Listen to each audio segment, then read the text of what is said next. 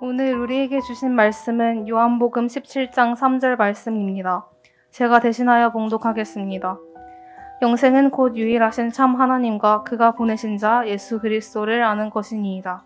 이 말씀은 하나님의 말씀입니다. 아멘. 지난 겨울에 그 업사이드 다운 집회를 했잖아요. 저희 이제 큰아들이 참석을 했는데 집회가 다 끝나고 제가 물어봤어요. 재미있었냐? 그랬더니 아빠하고 다르게 재밌었다고. 제가 이제 좀 설교가 조금 어려울 수도 있지만 우리가 또 하나님의 말씀으로 받고 또 은혜를 누리는 시간이 됐으면 좋겠습니다. 믿음이란 무엇일까요? 믿음이란 무엇일까요? 자, 이것을 한번 보세요. 뭘로 보일까요? 돌멩이로 보이죠? 근데 어느 날 어떤 사람이 이거는 돌이 아니라 이제 금이다 이렇게 생각을 하고 이제 이것은 금이라고 아침, 점심, 저녁 하루에 3번씩 이렇게 생각을 하기 시작을 한 겁니다. 매일 이것이 금이라고 생각을 했어요. 일주일이 지나고 1년이 지나고 10년이 되는 해 갑자기 이것이 금으로 발견이 됐어요. 자, 그 사람은 돌을 금으로 바꾼 걸까요? 아니면 뭔가 약간 이제 정신적인 문제가 이제 다가오게 된 걸까요? 제가 이제 현장에서 사역을 이렇게 계속하고 전도를 하고 하다 보니까 많은 사람들을 만나요. 이상하게 믿음을 이렇게 갖는 사람들이 있어요. 하나님을 믿는데 하나님을 진짜로 믿어지지가 않는 거예요. 예수님이 동정녀에 탄생하셨다는 것도 그리고 십자가에 죽으시고 부활하셨다는 것도 믿어지지가 않는 거예요. 그런데 이제 교회 나가고 설교를 들으면 왠지 하나님이 살아있는 것 같고 또 어떤 분이 이렇게 간증을 하면 그런 걸 들어보면 하나님이 살아계시는 것 같다요. 그런데 믿어지지는 않아요. 그래서 밤낮 없이 기도합니다. 믿어지게 해달라고. 1년, 2년, 10년째 드디어 믿어졌어요. 이 사람 믿음을 가진 걸까요? 근데 우리 학생들 중에서도 그런 학생들이 있어요. 어려서부터 엄마 아빠한테 이제 주입식 교육을 당한 거죠. 하나님 살아계시다. 예수님은 그리스도시다. 예수님의 죽으심과 부활하심에 대해서 계속 들어왔던 거예요. 어렸을 때는 뭔지 잘 모르겠어요. 근데 그렇다고 하니까 그런가 보다 하다가 진짜 그런 것처럼 생각이 들었어요. 이 사람이 믿음을 가진 걸까요? 이걸 두고 세뇌됐다고 얘기합니다. 세뇌된 거예요. 믿음을 가진 게 아니에요. 믿음을 갖는 것은 어떻게 해야 믿음을 가질까요? 경험해야 돼요. 경험돼야 돼요. 만나야 돼요. 체험돼야 돼요. 그래야지 믿음을 갖게 되는 거예요. 돌덩이가 빵이라고 발견되는 바로 그날 드디어 정신적인 문제가 온 것이지 믿음을 가진 게 아니라는 거예요. 나에게 경험되어지는 실제가 없다면 그건 진짜 믿음이 아닙니다. 우리 어린이들이 하나님을 정말로 내가 만났다고 하는 그 사실이 없다면 그건 믿음을 가진 게 아니에요. 하나님을 먼저 만나야 돼요. 하나님을 먼저 알아야 돼요. 그분을 경험하지 않으면 안 되는 거죠. 헬라어를 가져왔더니 이렇게 영어로 나왔네요. 하나님은 영이십니다. 그렇죠? 우리의 눈에 보이지 않아요. 우리가 눈으로 볼 수 있으면 쉽게 경험할 수 있을 텐데 하나님은 영이셔서 쉽게 경험되지가 않아요. 또 하나님은 신비하신 분이죠. 하나님은 과학을 넘어서 초과학 거기에 계신 분이고 우리가 자연적으로 경험할 수 있는 어떤 그런 자연을 넘어섰기 때문에 초자연이라고 불러요. 하나님은 신비하신 분이에요. 이분을 우리가 어떻게 경험할 수 있을까요? 자, 삼위일체가 믿어지십니까? 아멘? 네. 어떻게 삼위일체를 믿을 수 있어요? 이거 참 믿기 어렵지 않아요? 대단한 철학자들이 이 삼위일체를 어떻게든 해석해 보려고 해석하다가 이단이 되고요. 이상하게 돼버려요. 왜냐면 이건 이해할 수가 없는 신비한 거거든요. 자, 하나 하면은 둘, 셋이 아니라 하나라는 거예요. 셋이라고 하면은 하나, 둘이 아니라 셋이라는 거죠. 하나면서 동시에 셋이다. 이건 모순이에요. 이해할 수 없어요. 이거는 과학으로, 합리성으로, 수학으로 설명이 안 돼요. 그리고 예수님에 대한 신성과 인성 얘기하죠. 예수님은 하나님이시면서 동시에 사람이시다. 이게 믿어지십니까? 제가 어느 날 지나가다가 한 사람을 보고 저 사람은 진짜 사람이야. 이러면은 그 사람은 이제 하나님이 아니라는 뜻이죠. 진짜 사람이니까. 근데 어떤 분을 보고 저분은 진짜 하나님이야 이렇게 얘기하면 사람이 아니라는 뜻이에요. 어떻게 사람이면서 동시에 하나님일 수 있어요? 이거는 우리가 이해하고 받아들이고 그렇게 믿을 수 있는 그런 분야가 아니에요. 성경에 삼위일체라는 단어가 안 나와요. 그런데 우리가 어떻게 삼위일체를 믿을까요? 초대교회 성도들은 어떻게 이 삼위일체를 교리로 확정을 하고 회의를 통해 갖고 이 삼위일체가 아닌 것은 이단이라고 그렇게 얘기했을까요? 대단한 학자도 철학자들도 전부 삼위일체가 아니라고 하는데, 왜냐하면 그들은 삼위일체로 계신 하나님을 만났고 경험했고 은혜 받아서 체험되기 때문에 그들은 그런 고백을 할 수가 있었던 거죠. 우리 어린이들이 하나님을 만나야 돼요. 경험해야 돼요. 그렇지 않으면 그것은 믿음이 아닌 것입니다.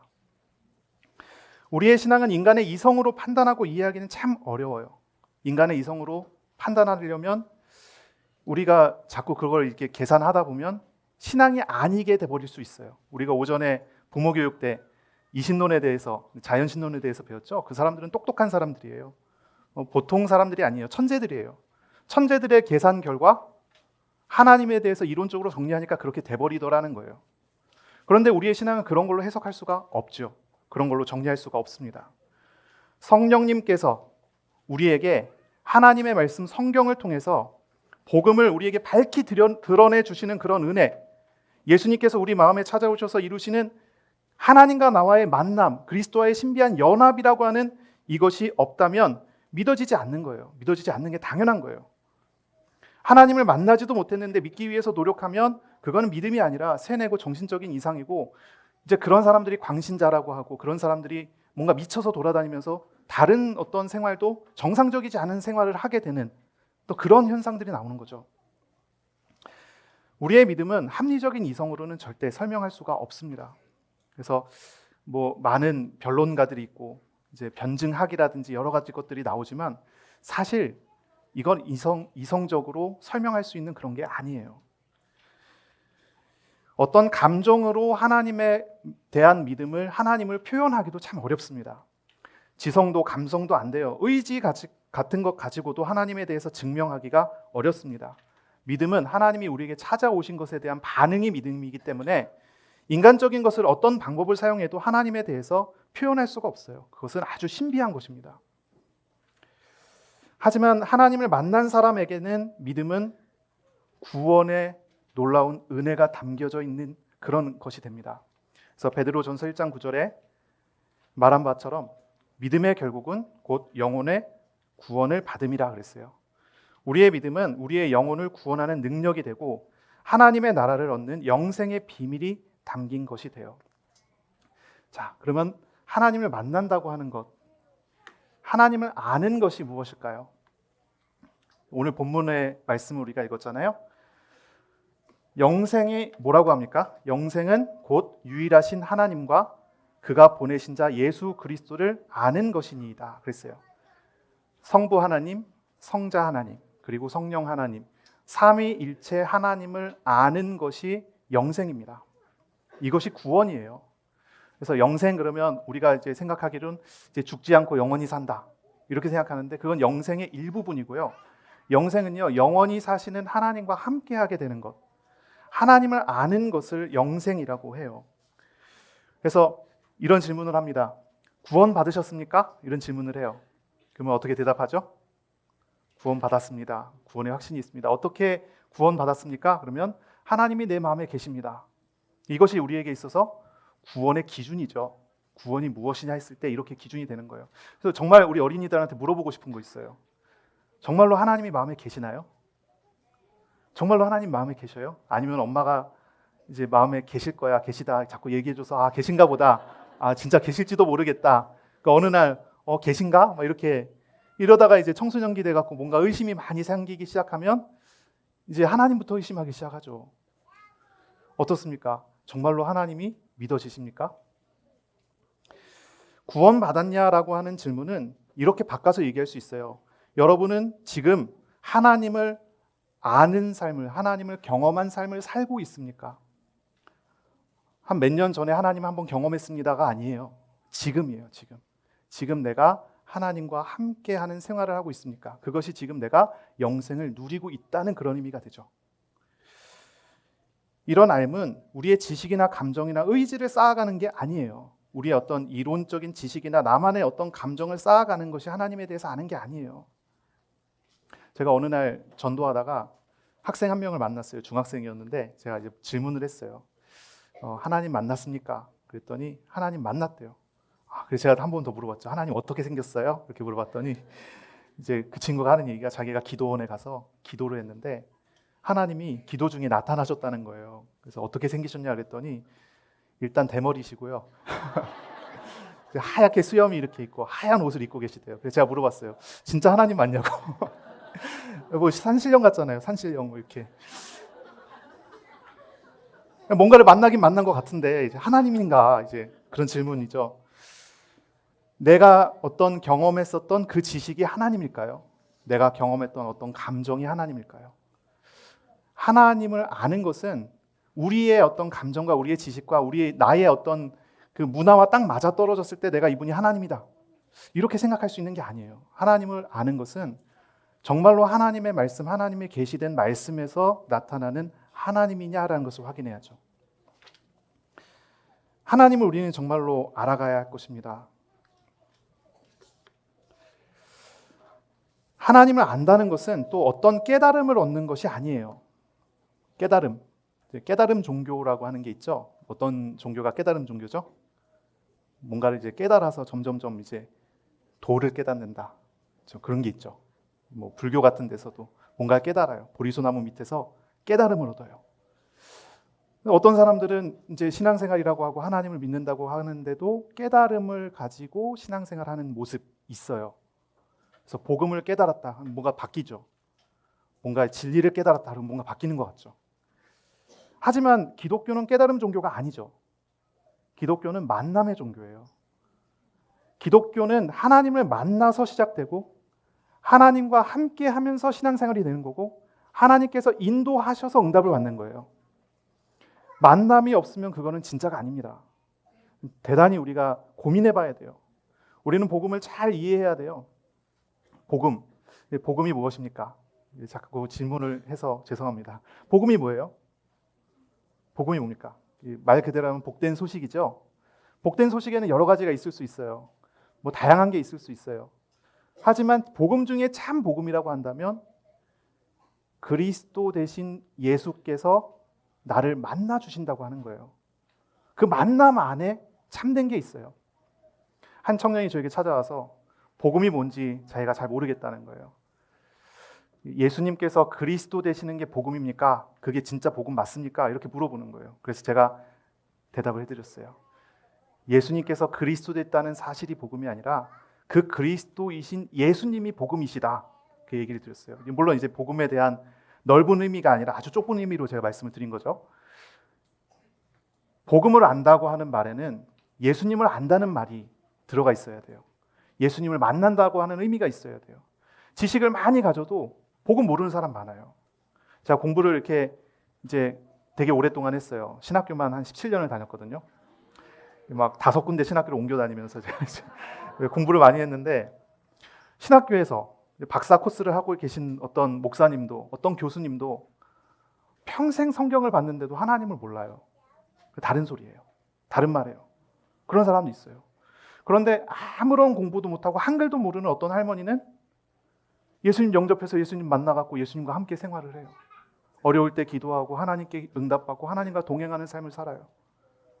모든 것이 다 어려운데도 하나님 한 분이 자신에게 기쁨이 된다고 하는 믿음을 가지고 살아요.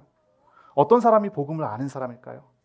지식적인 거는 박사님이 많이 알겠죠.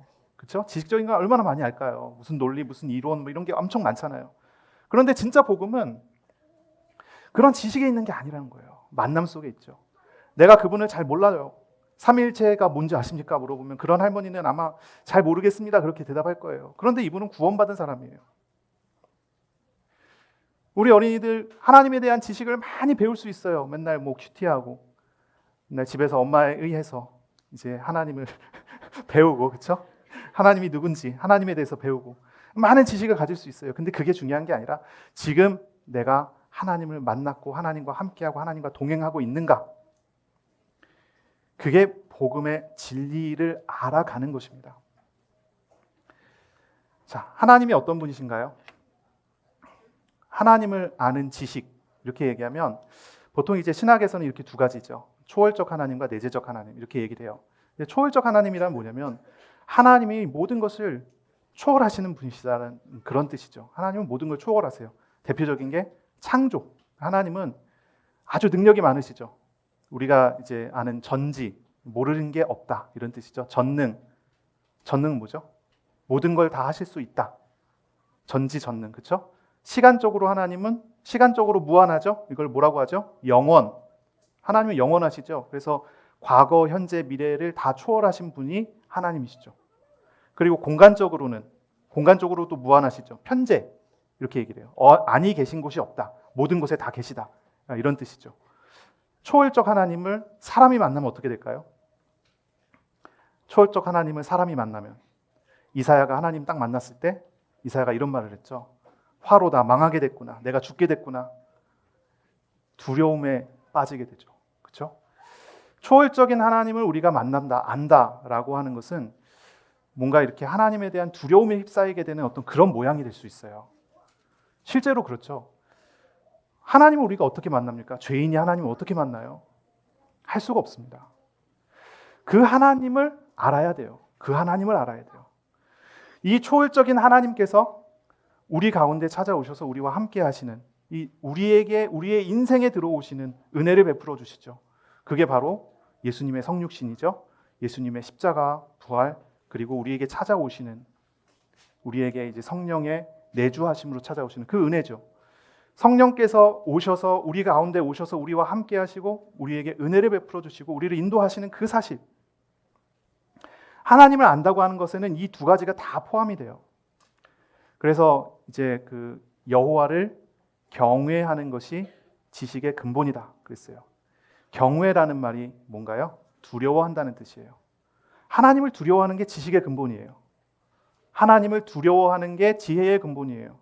그런데 그 두려우신 하나님께서 나에게 찾아오셔서 나처럼 낮은 자에게 은혜 주시기 위해서 스스로 낮아지셔서 가장 낮은 곳 십자가에 못 박혀 죽으시고 나의 모든 짐과 나의 고통과 나의 고난을 다 대신 십자가에 대속하시고 나를 위하여 부활하시고 나에게 찾아오시는 성령으로 찾아오시는 은혜를 베푸셨다는 거예요. 하나님을 알아가는 사람, 그 사람은 하나님을 두려워하고 또 하나님께 감사하는 사람이 되죠. 하나님을 알아가시기를 바랍니다. 하나님을 정말 체험하시기 바랍니다. 예수님이 제자들을 부르시고 제자들과 함께 하세요. 제일 처음 베드로를 부르셨을 때 베드로가 예수님 경험 딱 했어요. 어떻게 경험했죠? 이제 물고기가 많이 잡혀진 거 그거 경험했죠. 그리고 베드로가 예수님 앞에 무릎을 딱 꿇었습니다. 그리고 예수님께 말합니다. 주여 나를 떠나소서. 나는 죄인이로소이다. 내가 죄인이니까 하나님을 만나는 걸 감당할 수가 없다는 거예요. 그런데 예수님께서 이 베드로를 불러서 제자로 삼으시고 사명을 주시고 함께 하시는 은혜를 베풀어 주시죠. 예수님은 제자의 기준에 대해서 이렇게 말씀하십니다. 제자란 어떤 사람입니까? 자기를 부인하고 자기 십자가를 지는 것이 제자다. 이렇게 말씀을 하시죠. 우리는 예수님을, 하나님을 정말로 바르게 만나야 돼요. 하나님이 어떤 분인지, 하나님의 능력이 어떤 하나님이신지, 그리고 하나님이 나에게 어떤 사랑과 어떤 은혜를 베푸시면서 나에게까지 오셔서 나를 만나주시는지 이걸 알아가시기를 바랍니다. 하나님의 신실하심을 또 경험해야 할 것입니다. 우리 홈스쿨하는 기간 동안 이거 정말 경험했으면 좋겠어요. 저는 이제 성경을 이렇게 읽다 보니까 가장 은혜가 되는 부분이 아브라함의 이야기였어요. 아브라함 이야기. 아브라함 이야기를 쭉 읽으면 저에게 너무 위로가 돼요. 아브라함의 이야기. 왜냐면요, 아브라함은 처음부터 끝까지 계속 불신앙만 하네요. 저랑 비슷한 것 같아요. 계속 실수해요. 하나님의 부르심 받고 처음부터 계속 실수해요. 하나님 명령했으면 가야 되는데 가다가 말았다가 이제 자기 아버지가 돌아가시고 나니까 다시 출발을 했어요. 그리고 하나님이 명령한 그 땅에 도착을 했는데 보니까 이제 가뭄이 들었단 말이에요. 그래서 어떻게 하죠? 그 땅을 떠나버리죠. 하나님 말씀하시면 그냥 말씀 믿고 가만히 있으면 되는데 그렇지 못해요. 떠나요. 애굽까지 갔다가 자기 아내를 누이라 했다가 자기 아내를 이제 애굽 파라오가 이렇게 취하려고 하니까 하나님께서 급하게 나타나셔서 이제 막 그 뒤 케어를 막 하시죠. 아브라함은 사고 치고 하나님은 케어하시고 이렇게 계속 일어나요. 그 다음에도 계속 반복이 돼요. 아브라함 나이 99세 때 어떤 일이 일어났는지 아십니까? 그 지역에 그랄 왕인가요? 거기 가갖고 또 자기 아내를 누이라고 또 합니다. 또 하나님 뒷수습 또 하세요. 처음에 떠날 때부터 이삭을 낳기 직전까지 아브라함은 계속 불신앙만 해요. 하나님은 뒷수습만 계속 하세요. 하나님은 오랜 시간 동안 참고 기다리고 인내하고 그러면서 불신앙이 많은 아브라함을 결국은 믿음의 조상을 만들어 버리셨어요. 저는 이 내용을 읽는데요, 참 대단하더라고요. 아브라함은 참 뭐랄까요? 나랑 그렇게 다르지 않은 인간이구나 이렇게 발견이 되는 거예요. 사실 아브라함 시대 때 어떤 사람이 있냐면 욥 같은 사람이 아브라함 시대 동시대 사람이에요. 하나님 욥 불러도 됐죠, 그렇죠? 그리고 아브라함 시대 때 정말 믿음 좋았던 사람 있죠. 살렘 왕 멜기세덱, 하나님의 제사장이에요. 그런 믿음 좋은 사람들, 하나님 잘 믿는 사람들, 하나님 두려워하는 사람을 하나님께서 부르지 않고 갈대아 우르 지방에서 우상 섬기고 우상 만들어 팔면서 자기 손으로 우상을 만들던 사람이에요. 그 가문의 일이 그 업이 그거였고요. 근데 그런 사람 하나님 불러갖고 하나님께서 그 사람을 하나하나 다 고쳐요. 바꿔요. 아브라함 75세에 부름을 받습니다. 그래서 아브라함이 믿음을 인정받는 나이가 이제 창세기 22장에 이삭을 바칠 때였어요. 이삭을 바칠 때 이제 믿음을 인정받는데 그때 나이가 몇 살쯤 됐을까요? 네, 잘 모르시겠죠. 성경에 안 나와 있습니다. 네, 이제 우리가 예상해 보기는 이제 이삭이 아마 그 청소년 때쯤이다 그러면 17살 이렇게 하면은 이제 117세, 그죠? 75에서 170세니까. 그런데 22장 바로 다음에 뭐가 나오냐면 아브라함의 아내 사라가 죽는 장면이 나와요. 거기까지 가면 137세 이렇게 되거든요. 그럼 굉장한 이제 시간이죠. 약 62년간 아브라함은 불신앙만 계속하다가 마지막 믿음에 인정받는 거. 성경을 읽을 때 하나님께서 발견되도록 성경을 읽는 것이 성경을 바르게 읽는 방법이거든요. 성경은 하나님의 자기 계십니다. 하나님이 자기 자신을 우리에게 가르치기 위해서 써놓은 게 성경이에요. 그렇죠? 근데 성경 읽는데 한번 잘 생각해 보세요. 아브라함을 읽을까요? 아니면 아브라함과 함께 하시는 하나님을 읽을까요?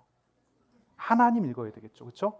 그럼 이삭의 이야기를 읽을 때 이삭은 참 믿음이 이렇게 좋구나 이렇게 읽어야 될까요? 아니면 이삭과 함께 하시는 하나님을 읽어야 될까요? 하나님 읽어야 되겠죠. 그렇죠? 저 아브라함 딱 있는데 아브라함과 함께 하시는 하나님. 나 같은 사람에게 찾아오셔서 나 같은 사람에게 은혜 주시고 나 같은 사람을 결국 믿음의 사람으로 만드시고야 말 하나님의 의지가 거기 딱 보여지는 거예요. 거기에 막 나타나는 거예요. 늘 실수도 많고 숨 쉬는 것이 죄 짓는 것 같은 그런 나 같은 사람에게 하나님께서 찾아오셔서 은혜 주시고 사명 주셔갖고 목사가 됐는데, 그렇죠? 저는 여전히 죄를 많이 짓거든요. 여러분은 죄 아무도 안 지시는 것처럼 이렇게 여전히 죄를 많이 져요. 저는 예전에 이제 신학교 열심히 이제 공부하고 다닐 때 다른 친구들은 다 이제 막 그 대학교 막 갔으니까 이제 놀러 다니잖아요. 그래 막 짝지어 여기저기 막 짝지어서 막 영화 보러 가고 막 이렇게 뭐 이렇게 운동하러 가고 막 하는데 저는 혼자 몸이 안 좋아갖고 몸이 아파갖고 이제 기도실 혼자 내려가고 한 2시간씩 이렇게 기도하고 집에 가고.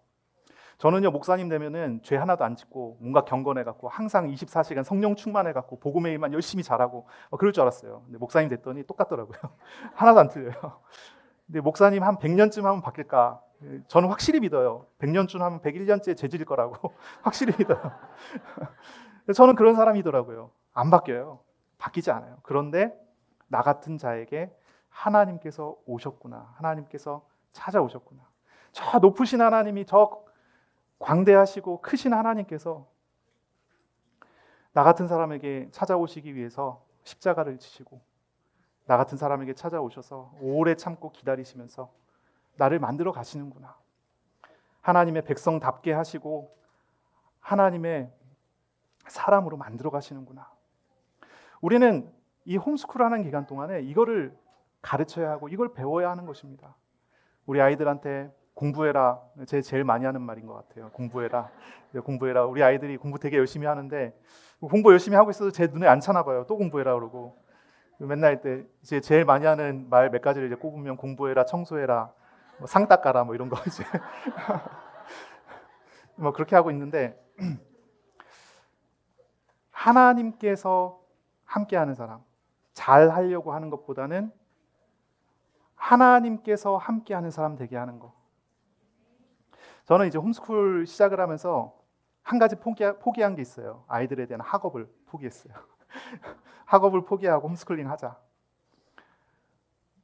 학업보다 더 중요한 게 있다. 하나님 알아야 된다. 하나님 경험해야 된다. 그거 가르쳤어요. 그거 하려고 해요. 아직도 잘 모르겠지만 하여튼 해나가고 있어요. 저와 여러분, 우리들이 이 홈스쿨하는 기간 동안 우리 아이들한테 뭘 가르쳐야 되겠습니까? 뭘 가르쳐야 될까요? 공부 잘하는 거, 그건 사실 두 번째죠. 하나님과 함께하는 사람 돼서 하나님이 은혜 주시면 공부도 잘해져요. 또 반대로 하나님께서 은혜 주셔서 공부가 못해질 수도 있어요. 네, 제가 그랬어요. 고1 때 공부 되게 잘했는데 이제 제가 미쳐갖고 교회에 미쳐갖고 예수에 미쳐갖고 공부를 안 했어요. 그래갖고 성적이 수직 하강을 했는데 담임선생님이 저보고 뭐랄까 실패작이라고 실패작이라고. 근데 저는 제일 좋은 학교 갔어요. 제 입장에서 제 기준에서 제일 좋은 학교 갔어요. 하나님께서 저의 성적을 수능 시험 때 확 떨어뜨리시더라고요. 그래갖고 어쩔 수 없이 성적에 맞춰서 학교를 갔는데 가서 보니까 저한테 제일 좋은 학교예요. 교수님들이랑 저하고 딱 맞아요. 제가 몸이 안 좋은데 교수님들이 다 아프더라고요. 위로가 되더라고요. 제가 이제 심장 문제가 있고 지금 이제 다 치유 받았어요. 이제 불치병이었는데 다 치유 받았는데 막 진짜 이제 다른 친구들 뛰어다닐 때 저는 뛰지 못하고 숨차갖고 이제 앉아서 기도하러 가고 막 이렇게 했었는데 교수님들 보는데 교수님들이 그래요. 신장이 안 좋아갖고 맨날 피 보셔 그거 하셔야 되는 수석하셔야 되는 교수님. 그 교수님 맨날 강의 시간에 앞에 서갖고 강의하실 때마다 오직 복음, 오직 예수밖에 없다고 맨날 말씀하세요. 어떤 분은 안질이 있어갖고요. 수업 시간에 항상 이렇게 손수건 들고 눈물을 계속 닦아요. 하루 종일. 너무 고통스럽대요. 그런데 복음이 뭔지를 거기서 설명하세요. 하나님을 알아가는 게 뭔지 설명하세요. 저는요, 제가 원래 가려고 했었던 그 학교보다 훨씬 좋더라고요. 제가 성적 떨어져서 어쩔 수가 없이 간 학교가 한 학기 만에 하나님께서 날 위해 준비하신 학교로 이 생각이 바뀌더라고요. 그 제가 지금까지 인도받아 오는데 하나님 그렇게 만들어 가세요. 일을 하세요. 목사님 안 되겠다고 했더니 하나님께서 6개월 동안 저를 설득하시더라고요. 목사님 되도록 항복을 했어요. 목사님 되겠다고 결정을 딱 한 순간 이제 아프기 시작했어요. 몸이 막 아프기 시작했어요. 그래갖고 막 이런 과정들이 있었죠. 한 10년 동안 제가 몸이 안 좋았어요. 제가 마지막에 이제 결혼할 때 제 아내 보고 제가 질문을 했어요. 내가 몸이 안 좋은데 건강검진을 한번 하고서 이제 안 좋은 건 알고서 결혼해야 되지 않겠냐. 제가 이제 하여튼 머리끝부터 발끝까지 대부분이 안 좋았기 때문에 그런 얘기를 했는데 제 아내는 이제 당당히 몸이 안 좋아도 결혼 안 할 거 아닌데 결혼하고 검사하자. 근데 결혼하고 검사했더니 머리끝부터 발끝까지 안 괜찮은 데가 별로 없더라고요. 다 치료돼 갖고 그 사이에 하나님이 하시는 일들을 이제 보는 거죠. 저는 확실히 믿습니다. 하나님이 부른 사람은 하나님께서 책임지시고 인도하세요. 믿음의 사람 되게 만드시고요. 그 사람을 미래도 하나님께서 예비해 놓은 대로 하나님 인도하십니다. 우리는 하나님을 알아가야 돼요. 하나님의 신실하심을 배워야 돼요. 광야 40년 동안 이스라엘이 배운 것은 하나님의 신실하심이었어요. 만나를 40년 동안 사람들이 먹었어요. 그런데 40년째 되던 해 이스라엘 사람들은 히브리인들은요. 만나가 내려온 걸 보면서 만나를 먹는 게 아니라 만나를 주신 하나님을 먹었어요. 하나님의 신실하심을 경험하는 거예요. 이게 우리가 훈련 받아가는 과정이에요. 홈스쿨이라고 하는 이 시간이 하나님을 인격적으로 만나고 경험하고 알아가는 그 시간이 돼야 돼요. 공부 사실 좀 못해도 되잖아요. 그렇죠? 이번에 우리 아들 그 검정고시 봤어요. 검정고시 봤는데 이제 뭐 잘 봤더라고요. 잘 봤어요. 실수는 몇 개 했는데 잘했어요. 이제 보면서 느낀 게 그 하나님께 감사하다는 생각이 들더라고요. 공부를 못해도 패스는 할 수 있구나 이런. 네. 뭐 나중에 이제 대학 가려면 고등 검정고시는 잘 봐야 되겠지만 이제 뭐 그런 생각이 들어요. 물론 잘 봤어요. 잘 봤는데 네 공부를 못해도 잘 볼 수 있는 시험 검정고시입니다. 네. 우리가 하나님을 인격적으로 알아가는데 힘을 쏟아야 돼요. 하나님을 인격적으로 알아가는데 우리 마음을 쏟아야 돼요. 우리의 중심을 쏟아야 돼요. 하루 스케줄 중에 가장 대부분의 스케줄이 어디에 치우쳐 있나요? 공부에 있습니까? 하나님께 우리가 맡겨줘야 돼요. 하나님께 나아갈 수 있어야 돼요. 그리고 공부가 돼야 돼요. 우선순위가 좀 바뀌어야 되지 않겠습니까? 우리는 하나님을 찾는 믿음을 가져야 돼요. PPT를 잠깐 띄워주십시오. 하나님을 찾는 믿음입니다. 히브리서 11장 6절입니다. 같이 읽어볼까요? 믿음이 없이는 하나님을 기쁘시게 하지 못하나니 하나님께 나아가는 자는 반드시 그가 계신 것과 또한 그가 자기를 찾는 자들에게 상 주시는 이심을 믿어야 할지니라. 아멘. 하나님을 찾는 것이 믿음입니다. 믿음은 무엇입니까? 믿음은 하나님이 계신 것을 아는 것이 믿음이고 하나님을 찾는 게 믿음입니다. 여러분이 믿음의 사람이 돼간다는 것은 어느 상황, 어느 순간 속에서도 하나님을 찾는 사람이 된다는 그런 뜻입니다. 언제 하나님을 찾아야 합니까? 오늘 찾아야 돼요. 지금 찾아야 돼요. 하나님이 우리와 함께 하시나요? 하나님이 내 마음에 계시나요? 언제 계시고 언제 안 계시나요? 항상 계시지 않아요? 예수님 영접하면 떠나지 않겠다고 약속하셨잖아요. 항상 계세요. 매년 하나님을 경험하는 사람이 있습니다. 1년에 한 번씩. 그렇죠? 1년에 한 번씩 언제 수련회 때 경험하는 사람이 있어요. 매주 주일날만 하나님을 경험하는 사람. 근데 그게 아니죠. 매일, 매 시간, 매 분, 매 초 하나님은 우리를 떠나지 않습니다. 하나님은 쉬지 않으십니다. 하나님은 계속 일하고 계세요. 사람들이 가서 말을 하지 않으면, 사람들이 외치지 않으면 하나님 돌들이라도 소리 지르게 만들 거예요. 하나님은 일하고 계세요. 우리의 삶에, 우리의 현실 속에, 우리의 생활 속에 하나님은 계속 사역을 하고 계세요. 하나님을 찾지 않는 것이 우리의 문제죠. 하나님을 찾아가고 하나님을 구하는 사람이 되면 우리는 우리의 삶 속에 일하시는 하나님을 경험하는 것입니다. 우리의 삶 속에 역사하시는 하나님을 체험하게 될 수 있습니다.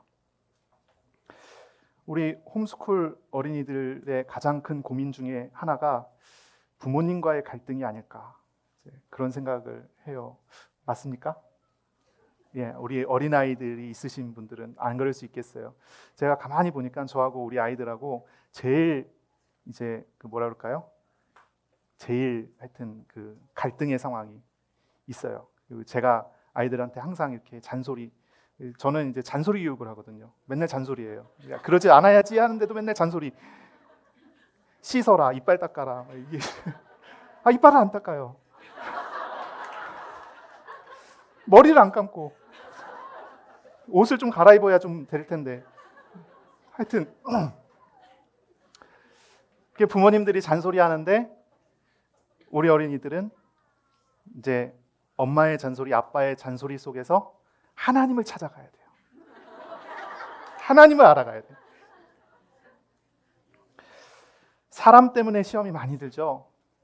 그러나 그 시험 중에 하나님께서 나에게 뭐라고 말씀하시는지를, 하나님을 알아가는 그런 시간이, 이 기간이 됐으면 좋겠어요. 많은 사람들은 문제가 오면 문제에서 벗어나게 해달라고 기도하죠. 문제에서 해방하게 달라, 자유하게 달라 이렇게 기도합니다. 그런데 진짜 응답은 문제 안에 있어요. 문제에서 벗어나야 되는 게 아니에요. 문제 안에 있어요. 요셉이 하나님께 기도해서 노예에서 해방받았다면 이스라엘은 가뭄 중에 다 죽었을 거예요. 아무도 살아남지 않았겠죠. 요셉을 인도하신 하나님은 노예 중에 동행하셨어요. 하나님이 함께 하시는 모든 증거와 역사와 모든 것이 다 나타나는데 문제는 그대로 있어요. 노예 생활은 계속하고 있어요. 오히려 더 나빠졌죠. 감옥까지 가죠. 요셉은 그 속에서 하나님을 알아가는 거예요. 그 속에서 하나님을 경험해가는 거예요. 제가 몸이 아팠더니 저를 이제 만나는 많은 이제 목사님들이나 이런 분들이 저에게 권면을 해요. 하나님 앞에 생명 걸고 한번 기도원에 들어가서 기도해 보는 게 어떻겠냐, 몸을 낫게 해달라고 기도해 보는 게 어떻겠냐 권면을 하세요. 제가 그 말이 너무 저한테 안 맞는 말로 들리는 거예요. 왜냐하면 제가 몸이 아픈 것 때문에 하나님과 동행하는 삶을 살고 있거든요. 그게 있거든요. 몸이 아프니까 더 기도하게 되고, 몸이 아프니까 다른 친구들 놀러 갈 때 나가고 전도하게 되고, 이렇게 되더라니까요.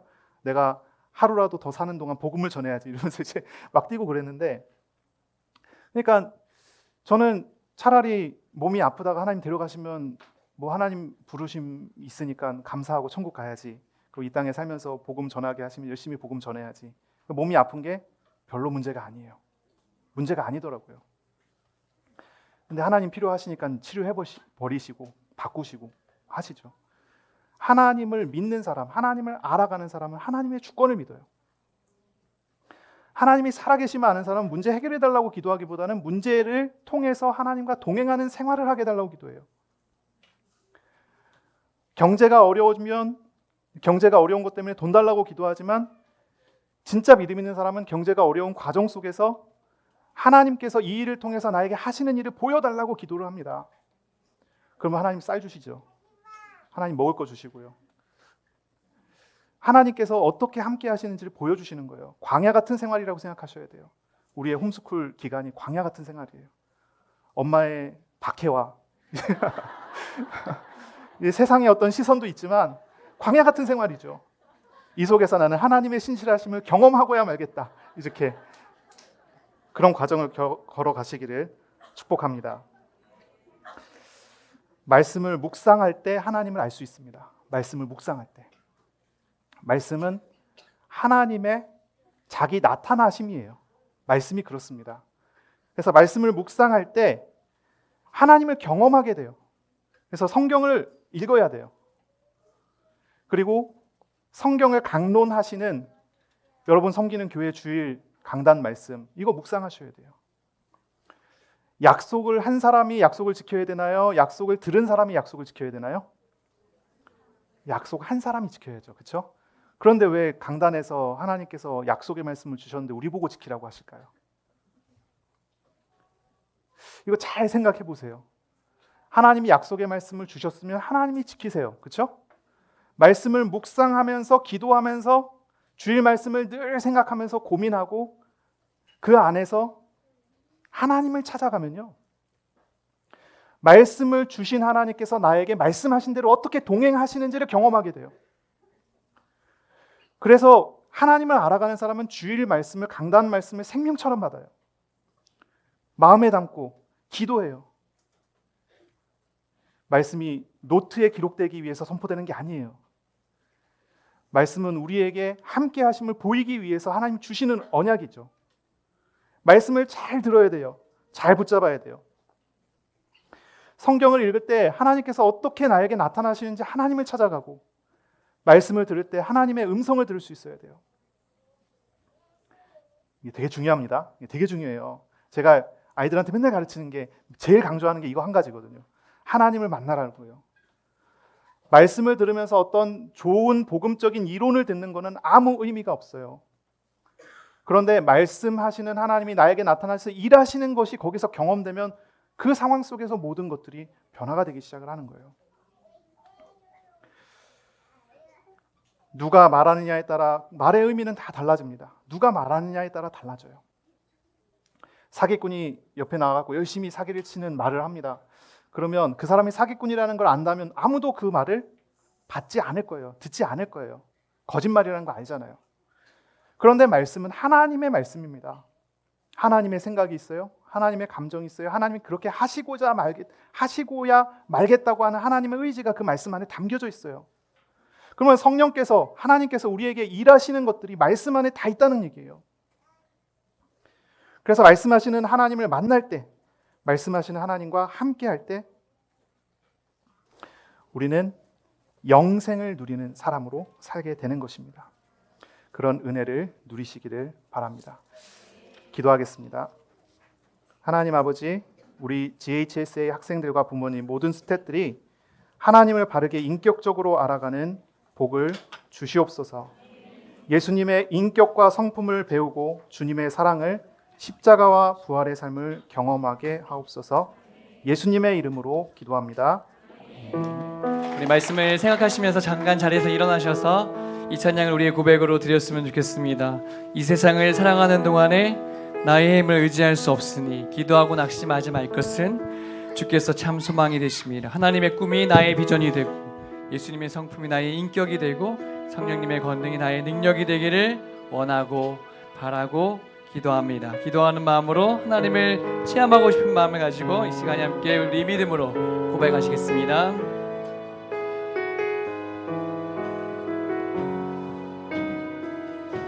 이 세상을 살아가는 동안에 이 세상을 살아가는 동안에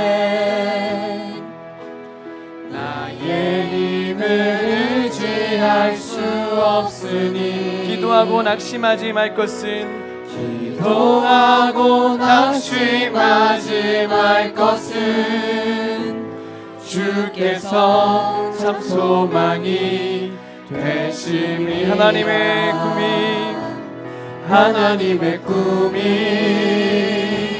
나의 비전이 되고 예수님의 성품이 나의 인격이 되고 성령님의 권능이 나의 능력이 되길 원하고 바라고 기도합니다. 주의 길을 걸어가는 동안에 주의 길을 걸어가는 동안 세상의 것 의지할 수 없으니 세상의 것 의지할 수 없으니 감사하고 낙심하지 말 것은 감사하고 낙심하지 말 주께서 우리의 참 기쁨이 되십니다. 주께서 참 기쁨이 되시니 하나님의 꿈이 나의 비전이 되고 예수님의 성품이 나의 인격이 성령님의 되고 성령님의 권능이 나의 능력이 되길 원하고 바라고 우리도 손 높이 들고 찬양하겠습니다. 하나님의 꿈이 나의 비전이 되고 하나님의 꿈이 나의 비전이 되고 예수님의 성품이 나의 인격이 되고 성령님의 권능이 나의 능력이 되길 원하고 바라고 기도합니다. 이 시간에 함께 기도하기를 원합니다. 주님, 우리가 이 믿음의 삶을 살아갈 때에 하나님을 머리로 알고 지식으로 아는 것이 아니라 나의 삶에 경험되어지는 나의 인격적인 아버지로 구세주로 만나기를 원합니다. 그 경험하는 신앙생활이 되기를 소망합니다. 오늘도 신실하신 그 주님과 동행하기를 소망합니다. 주님을 만나는 인생, 그런 신앙생활로 우리의 삶을 이끌어주시고 우리의 가정을 축복하여 주시옵소서. 이 시간에 주여 한번 부르고 함께 기도하시겠습니다. 주여!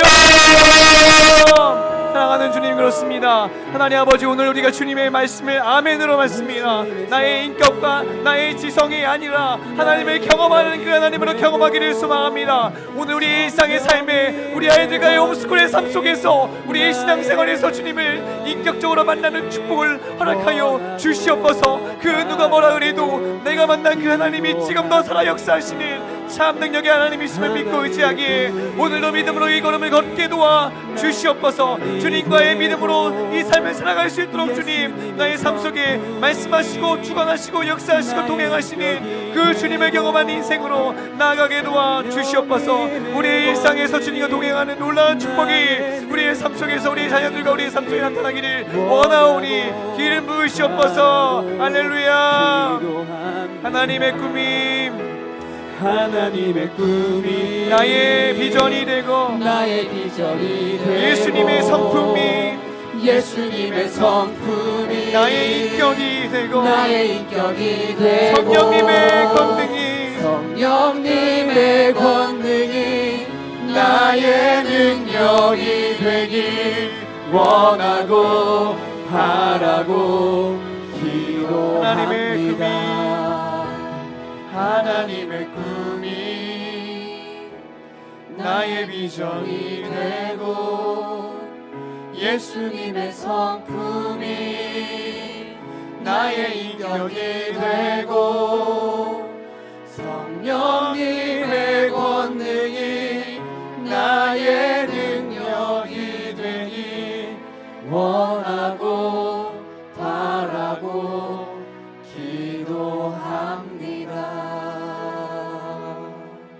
사랑하는 주님, 우리가 머리로 아는 그 하나님이 아니라, 우리 엄마 아빠가 알고 있는 그 하나님이 아니라, 내가 경험한 그 하나님과의 동행의 삶이 우리 신앙의 생활이 되기를 원합니다. 우리의 홈스쿨의 여정이 되기를 원합니다. 그래서 인격적으로 주님과 동행하고 지금도 말씀하시고 지금도 응답하시고 지금도 우리와 함께 하시는 주님의 신실하심을 경험하는 우리의 믿음이 될 수 있도록 우리의 결심과 우리의 가정을 축복하여 주시옵소서. 이제는 우리 주 예수 그리스도의 은혜와 하나님 아버지의 극진하신 사랑하심과 성령님의 교통하시는 은혜가 오늘 말씀을 아멘으로 받고 주님의 영광스러운 믿음의 삶을 신실하게 걸어가기를 소망하는 사랑하는 주의 제세의 모든 가정들의 다짐 위에 이제부터 영원토록 함께 해주시기를 간절히 축원하옵나이다. 아멘.